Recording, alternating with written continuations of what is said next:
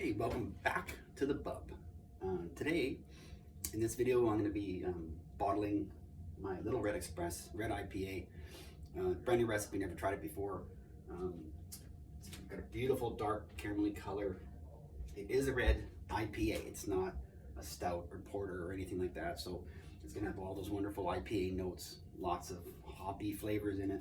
So looking forward to that. Before I start the bottling, I want to talk a little bit about the process we have going right now. So right now, I've got one beer that's in the fermenter. This is the one I brewed last weekend. And then this is the beer in the carboy. So what happens is, after about 10, 11 days, I transfer the beer from the fermenter into the carboy. So at that point, I'm gonna pitch my hops, my dry hop, whatever it is.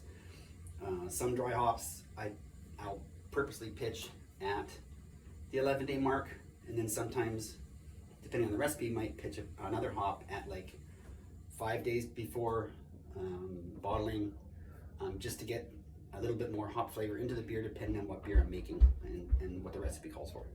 So now you can see here, this one here, very nicely fermenting away, getting started, and I'll show you a little bit close up here if I can of the action in here.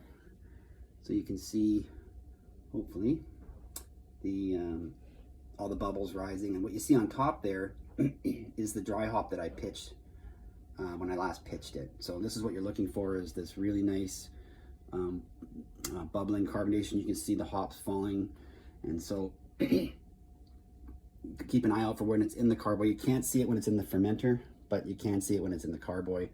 And this is really what you want to see. If you don't see this in here, your yeast may not have activated properly. So you might want to take a look at that. And possibly, I have pitched another yeast in the past, just because I was concerned that the beer wasn't going to make it. So anyhow, we're going to, basically what we're going to do now is we're going to strain this off into our fermenter pail. I haven't sterilized it yet, but I'm going to sterilize this first. Then I'm going to create a siphon it into here, and then I'm going to pitch my priming sugar. So the priming sugar's job is basically to carbonate the beer. So in bottles, when you're bottling or canning or whatever, you need to be able to have a way to carbonate it. The theory of it is, so your priming sugar, which I use, is called dextrose, and I'll show that in a little bit here.